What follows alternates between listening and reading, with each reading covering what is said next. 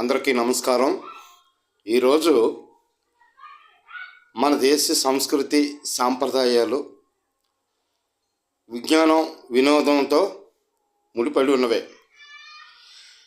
అయితే ముఖ్యంగా ఈరోజు పుష్ప 2 సినిమా ఆ పాట ఫీలింగ్స్ వస్తాయి, గంటకు ఒకసారి ఫీలింగ్స్ వస్తాయి, గడికి ఒకసారి ఫీలింగ్స్ వస్తాయి, 6 గంటలకు ఒకసారి ఫీలింగ్ వస్తుంది, పావుదకు 8కి ఒకసారి వస్తుంది, పావుదకు 10కి ఒకసారి ఫీలింగ్ వస్తాయి, కాలు తగిలితే ఫీలింగ్ వస్తుంది, పక్కన పడుకుంటే ఫీలింగ్ వస్తుంది. ఏమి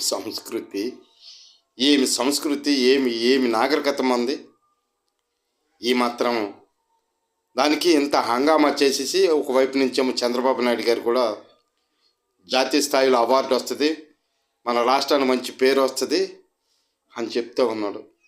దానికి తోడు విపరీతంగా కోట్ల రూపాయలు ఖర్చు పెట్టాం, మాకు దానికి గిట్టుబాటు కాదు, ధరలు పెంచుకోవడానికి ప్రభుత్వం అనుమతి ఇవ్వాలి, ప్రభుత్వం సహకరించాలంటే ఈ ప్రభుత్వాలు ఇమ్మీడియట్గా టిక్కెట్ ధరలు పెంచుకోవడానికి అనుమతులు ఇస్తే దాదాపు 1500, 2000 వరకు కూడా ఈ సినిమా టికెట్లు కొనుక్కొని ప్రజలపై చాలా భారాలు మోపుతూ ఉన్నారు. నేను ఒక్క మాట అడుగుతాను.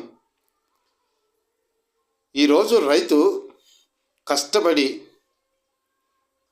ఒక 50,000 రూపాయలు, ఒక ఎకరానికి 50,000 రూపాయలు పెట్టుబడి పెట్టి పంటలు పండించి గిట్టుబాటు లేకపోతే, అయ్యా నాకు ఒక 100 రూపాయలు గిట్టుబాటు ధరను పెంచుకోవడానికి అవకాశం కల్పించాలని అడిగితే కనీసం ఈ ప్రభుత్వం కన్నెత్తి కూడా చూడదు, వాళ్ళ వైపు చూడదు. కానీ ముఖానికి రంగులు పూసుకొని రంగులు పొలుముకుంటూ లోకంలోకి బయటపెట్టి ఈ సినిమా చిత్రకారులకు మాత్రం, నిర్మాతలకు మాత్రం ఎన్ని వేల కోట్లు అయినా సరే పెంచుకోవచ్చు, వాళ్ళు టికెట్లు ఎంత ధరకైనా అమ్ముకోవచ్చు. అది అక్కడ విలువలతో ఉన్నాయా, లేకపోతే సాంప్రదాయంగా ఉన్నదా, ఆ సినిమా విజ్ఞానాన్ని అందిస్తుందా, ఇవన్నీ ఆలోచన మరలేదు.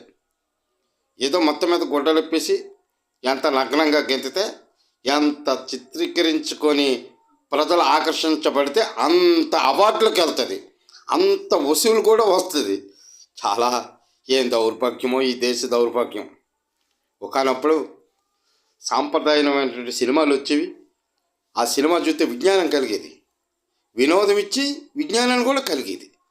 దానివల్ల ఒక కుటుంబ సాంప్రదాయకము, ఒక దేశ సాంప్రదాయకము, లేకపోతే ఒక ఉద్యమ సాంప్రదాయకము, ఒక హక్కుల కోసము ఇవన్నీ ఉండి ఆ సినిమా చూసినంతసేపు ఒక విలువలతో కూడినటువంటి